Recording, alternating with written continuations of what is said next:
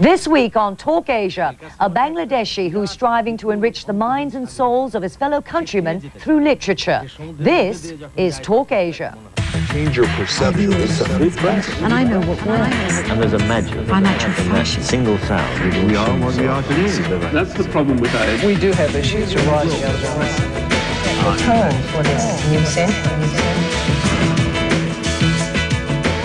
Welcome to Talk Asia. I'm Lorraine Hahn. In the second part of our 2004 Ramon Magsaysay series, we bring you the awardee for journalism, literature and creative communication arts, Abdullah Abu Sayeed.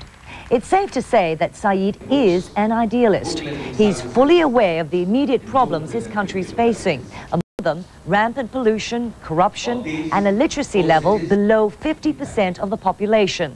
He does what he can to raise awareness on those issues, but his true passion lies in literature and the firm conviction that exposure to great works of the literary world will foster what he calls enlightened minds and souls. He spent the first 2 decades of his professional career teaching literature at Dhaka College, but he was itching for more.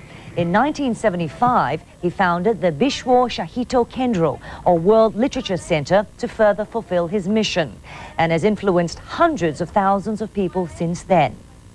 I caught up with Mr. Sayeed just prior to the awards ceremony earlier this year in Manila.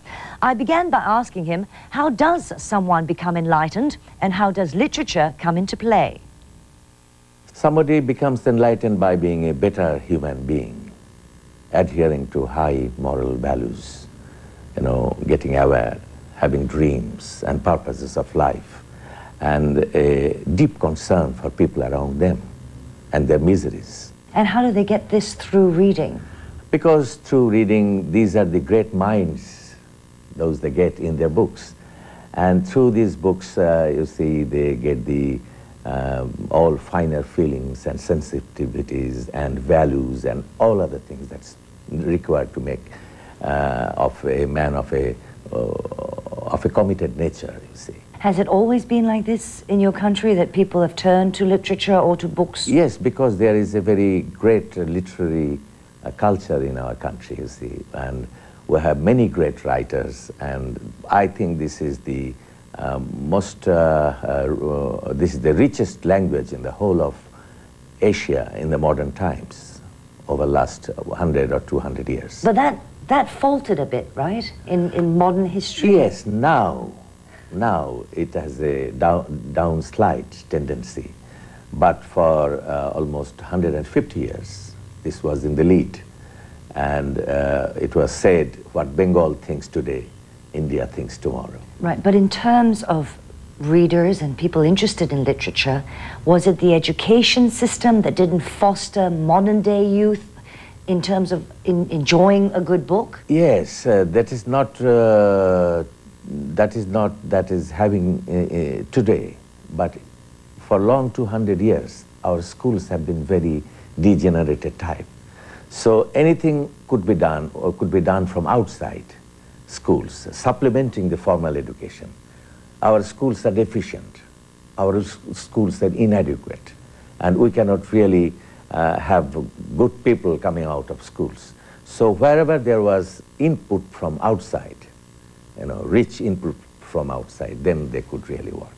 Is it true that less than half Bengalis cannot read? Yes. You must have a huge uphill battle then to get people to read literature. Because my purpose is not literacy, you see. It is on the cultural level. This is enrichment, this is enlightenment, and it only covers those who are educated. We want to educate the best. We want to make the leaders of my nation. I was just going to ask you about this center and how it started and what was the aim. It started because in 1968 I started a study circle. And I started that because we had the literary movement going on. And I could see that our success was not that great as the literary movement of the 30s in Calcutta.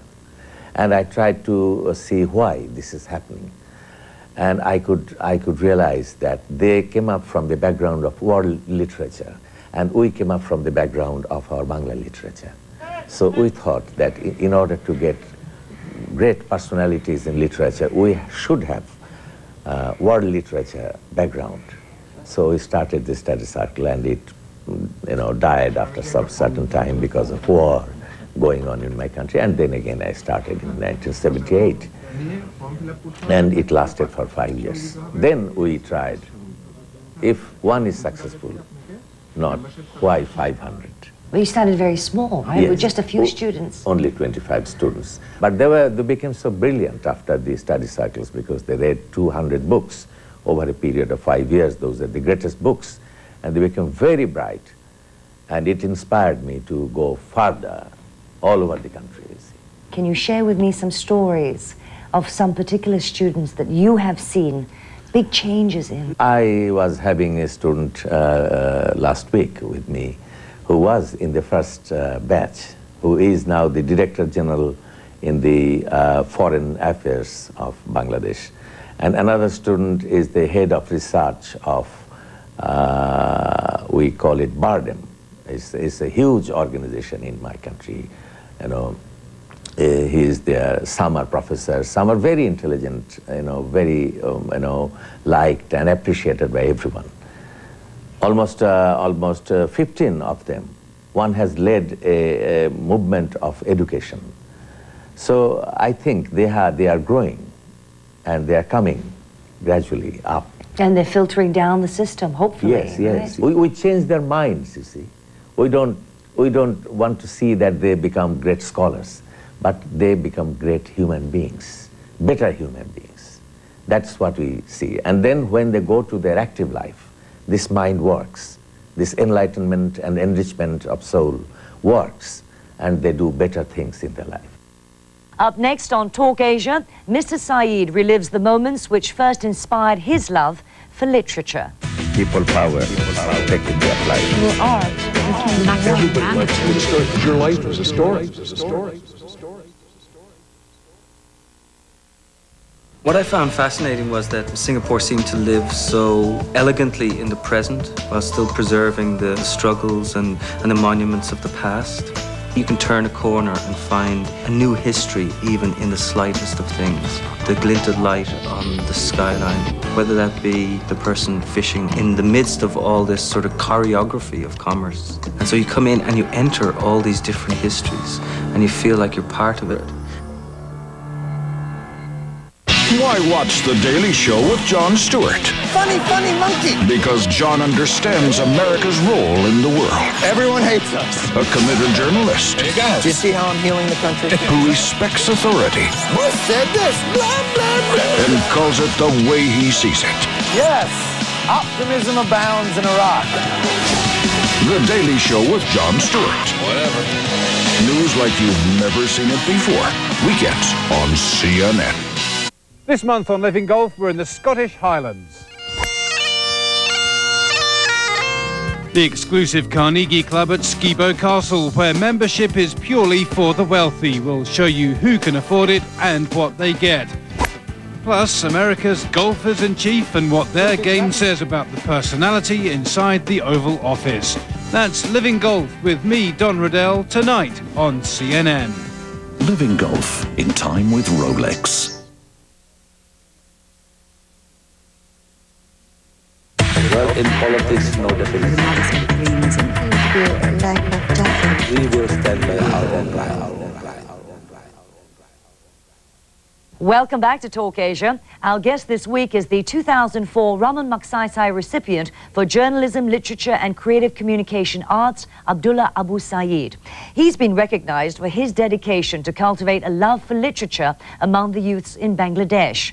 At his World Literature Center in Dhaka, readers can roam through shelves full of translated works of Leo Tolstoy, Shakespeare, as well as great works of their own Bengali literature. But since not everyone can come to the center is going to them as well. We have libraries on vans, you see, and these have wheels. So these can go from one place to another.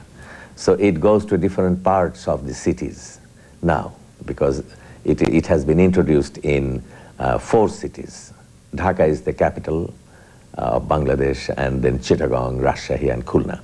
And these are going every week on a fixed time and on a fixed date to every locality. So we are covering 280 localities now. So they get to places where maybe people could never get to? Yes, never, because we set up a library and we failed.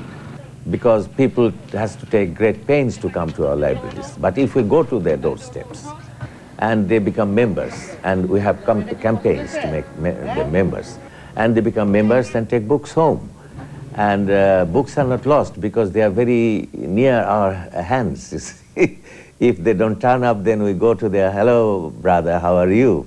You are not coming to our library. So they are always coming. So it has become a tremendous success, and people are very, very inspired and enthusiastic about this. And we are possibly going to introduce it all over the country. I wanted to talk a bit about you personally and where your love for literature came from. I mean, was it from your father, who I read was a teacher and a well-known playwright? I mean, Yes, he was a teacher of English literature and Bangla literature, both. And he was a writer, he was a playwright, and he was the environment of our home was all oriented literary. And secondly, we had very brilliant teachers who inspired us to pursue knowledge, to the pursuit of knowledge. And really their influence is great in life because they are our heroes of the early years of our life. Give me an example. We had a teacher. He was a Maulana, a religious man. He used to teach us Arabic and Urdu. But he was a suited man with tie, only a cap on his head. But he was so inspired by Urdu poetry, and when he used to recite those Urdu poetry, to O Hawa na rahi, O Chaman na raha, O Gali na rahi, O Hasi na rahe, O Falak na raha, O Shama na raha, O Muka na rahe, O Maki na rahe. So these were recitations by him, and which inspired my, the depth of my existence. And I started loving Urdu poetry. I started loving Bangla poetry because my sister, elder sister, was used to recite Rabindranath Tagore, the greatest of Indian writers of our language of today. So she used to recite to me, and I used to see the world through poetry and through music of poetry. That is amazing. Yes. As a young child? Yeah, as a young child. So all our environment was filled up with literary, feelings and activities. And my father was a playwright, so he used to stage his plays every year. Did you act in any of them? Oh, of course. Were you any good? I think so. I think so. Because my father was pleased to see me acting in his plays, and he was the director. Because normally he didn't get pleased with me in anything, but only in acting he was pleased. When you attended university in what was then, I guess, the newly independent East Pakistan, did you manage to cultivate still this love for poetry, this love for literature? Oh yes, then we had the best of my environment for cultivating literary activities. And there was a teacher called Munir Chaudhary who was killed by the Pakistani army later on. And he was a great orator, you see. And we had many very good teachers of literature. And it enkindled, everything set on fire in me. Again, reinforced what I earned in my early years. It sounds like you were a very passionate young man during Still that time. passionate. Still passionate, yes. Okay. And after writing and publishing books, of course, you went into television. Yes. What was the interest in that medium, in TV? Because I had a love for the stage as well. As I have told you that I acted in plays directed by my father. Not only that, I acted when I was a student of class 8, maybe 14 years, and I got a silver medal for being the best actor. And in the university days, I became the champion in literary competitions in many halls of the university. So all this inspired me to go look for the quest for love for the stage, and to come before human beings, before viewers, and this I think did all this. You were pretty popular too, right? Yes, I was popular when I had my entertainment and literary programs on the television screen for 10 years. And I was so engrossed with this that I used to think that if I could die on the floor while doing these programs, it would be the most glorious death of my life. Although Mr. Sayeed enjoyed his television days, he says he doesn't miss the limelight. Being a teacher has and always will be his first love. More with Mr. Sayeed after the break. Well, in politics, no definition. We will stand by our own line.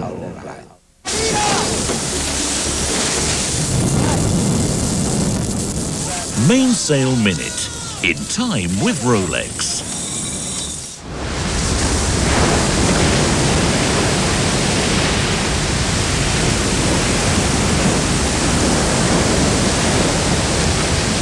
Sail around the world or spend 95 days at sea on my own is completely not in my nature.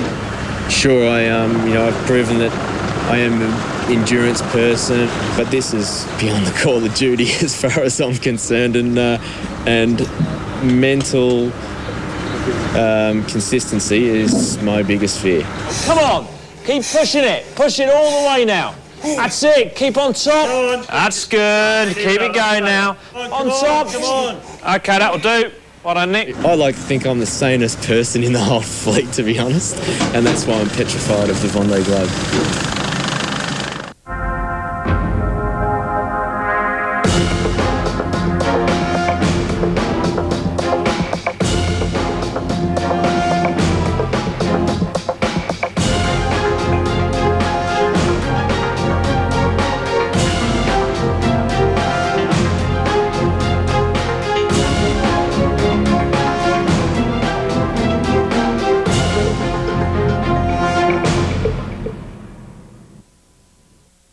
Pretty dirty, different. I can change your way. We are not. Forget this and talk. You're back with Talk Asia and our conversation with the 2004 Ramon Magsaysay recipient, Abdullah Abu Sayeed. He used to be a popular television personality in his native country, Bangladesh. But he walked away from fame when he felt that education was where he was needed most. I have taught for 30 years. And then I left my job as a teacher because I had some dreams and I wanted to make them better human beings, you see. And it failed because our education system degenerated very fast. And at one point I could realize that within this education system I cannot really do anything. But about my students, they have always loved me.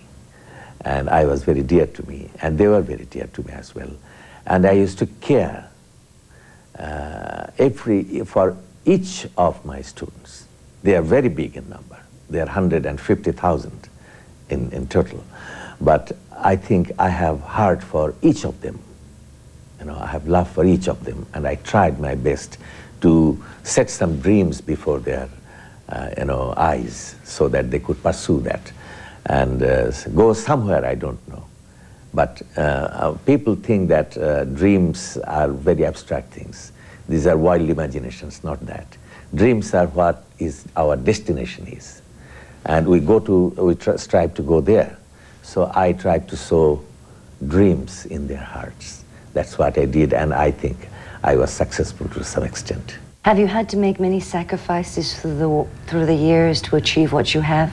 Sacrifice means personally, I have nothing. And I am not very popular in my home, though my wife is very good and a very good soul. And she has no materialistic ambition, neither my daughters, who are not 2 in number. They have never put any pressure on me, and I dedicated a book to my wife, telling that she who helped me most by merely enduring. So I have nothing. I am a very poor man. I couldn't acquire anything for me, but it's my pleasure that I could do something for some people at least. Was there a particular incident that you felt showed you that all you had done had really, really paid off? Was there one incident? I cannot answer this in this way, but can I tell you one story? That I lived in a house where I had to pay 12,000 taka. Taka means our money, you know, our currency, a month. And I lived there for 2 years. Then I was expecting that the rent will be go high for at least another 1,000 taka or 2,000 taka. And suddenly the landowner, house owner came to me and said that you have to pay 2,000 taka less. And I think this is the highest price because normally landlords do not go the other way. Yes, go the other way. So I think this is something that it has reached the people, what I am trying to do. And that this is a good thing. It has reached even to the common people. Talking about the center again, how do you hope it will grow? And where do you see it growing to? It is grow because we are now involved almost with 150,000 mostly young men and women, and some are elderly people there, of course. And I hope we are introducing our enrichment program. Enrichment means this program in which students are involved. We have 500 branches, and now we are introducing it to more 1,000 schools. So the number will become 175,000. And by the mobile library, we shall reach almost 300,000 readers. You know, a reader is not a simple, ordinary human being. A reader is a thinker. A reader is somewhat a philosopher who gives direction to life. Okay? So I think if we can cater to 500,000 people at a time, it's a great attainment. And we have other programs as well. We have almost 15 other programs. And it's a fairly complicated job. Mr. Sayeed, you have touched the hearts of many older youth and adults as well. But what about the young children of Bengal? We are working for the young people of Bengal, not the older. One of our, very respected person told me that if you can make the older people read, I shall nominate your name for such awards. And I said that, sir, I have some value of time. I cannot waste my time for older people because they are going to die. But I look for very young, who are sensitive, who are eager, who are impressionable, who have quest, whose minds are soft, to accommodate anything. So I am looking for them. And if I can reach them, then I reach this country for next 60 years. And what is your dream for this new generation?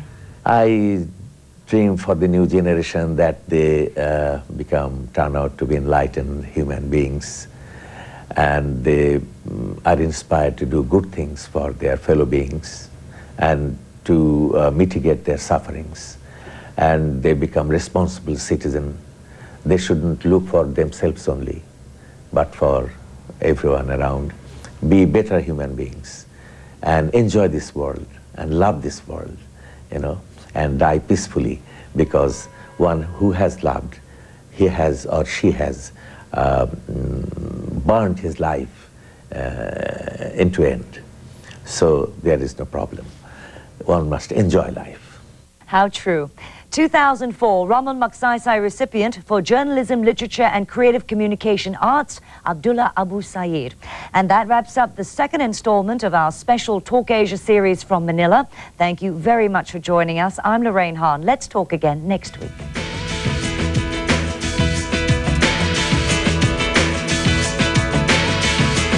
Maintaining one country, two systems. Got standing ovations. It is an open court. Everybody was there. And choreographed all of my The world is so easily divided. We have two avenues.